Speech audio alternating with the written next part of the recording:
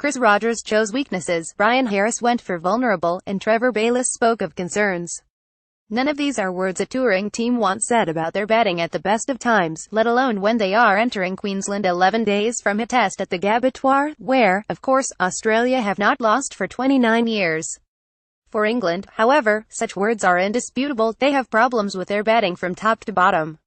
Alistair Cook is beyond rusty. 3 of the top 5 have played fewer than 7 tests. Their engine room of all-rounders is missing its spearhead, Ben Stokes, while Moeen Ali is yet to play a game on tour. Stokes' absence also compromises their depth, which has bailed them out so often in recent years, and exposes the elongated tail, which faces the prospect of the big bad wolf Mitchell Starc, who blows them away with relish. They collapse at both ends. In the first innings in Adelaide they lost their last 5 for 22, and in the second the first 7 went for 45. They are yet to score a century on tour. Let's open up by opening up. Cook, says Bayliss, would be the first to admit that he always looks a bit rusty. He has 47 runs in 3 innings, and looks exceptionally scratchy. It's a concern for any individual batter, I suppose, at different times through their career, but with Cook having played almost 150 tests, I'm sure he's been through this before. Pleasingly for Bayliss, Cook's callower colleagues have spent time in the middle, but, more irksomely, are making a habit of giving away starts. The number one thing for us is that 60s are not enough. We need 160s, he said, with a nudge for Mark Stoneman 3 half-centuries, James Vincent 82 in 2 starts, and David Malan 2 50s, adding that he hoped the intensity of the competition in Brisbane would really kick the batters into gear. The long, lush outfield in Adelaide, grown out for an international rules football match at the ground on Sunday Australia beat Ireland, did not help. Bayliss believes seeing the ball racing away on a shorter outfield gives you confidence, and we weren't afforded that. He hopes that a flat pitch in Townsville, which is said to ape that of the Gabba, will help his batsmen break their century duck. They know not what lies in store in Townsville. England have not been here for 55 years. Then, the tour manager, Bernard, the Duke of Norfolk, had to fly home to prepare Winston Churchill's funeral, although the former Prime Minister did not die until January 1965. Stoneman and Malan have looked accomplished, but the number of ways Australia can prey on Vince is a worry. Rogers, who coached England's opposition's batsmen last week, believes that how such players fare compared to their Australian counterparts, like Matt Renshaw and Peter Hanscombe, will decide the series, as the likes of Steve Smith and Joe Root might cancel each other out.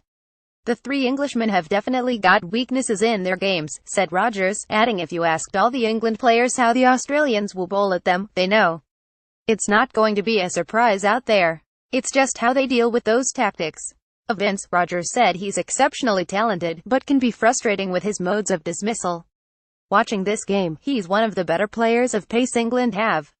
Is he going to get that big 100 or those 30s or 40s? Only he can answer that. No doubt he has the skill, but does he have the mental ability to be a big player in this series? Number 3 is a big position, because it allows Root to come in later. That's key for both sides. How late can Smith and Root come in? Because if they are facing the new ball, that could be a big difference. Further down, with Jake Ball out of action for a week or so, Craig Overton, who is bowling very nicely, looks likely to make his debut at Brisbane, and, although he got a pair in Adelaide, Rogers believes his batting. He has a first-class century and a 99, although his top score this summer was 44. Not out should be taken into account, because with Starc circling, England cannot afford a Diplodocus tail. He can hold a bat, said Rogers of a player he has captained and coached at Somerset. That might be a worry for England if Ball is fit and they do pick him. It would be Ball, Broad and Anderson, and you'd worry it would be 7 out, all out. They might think about that. Overton can hold a bat, but whether he can hold a bat against Mitchell Starc versus swinging Yorkers, I don't know. All of which paints the picture of an order that, as Rogers says, is hardly blazing. The collapses are perhaps most grating of all for Bayliss, because they are as it England just cannot pop. It's been a concern for a little while, he says. We have games where we lose wickets like that, and it is a concern.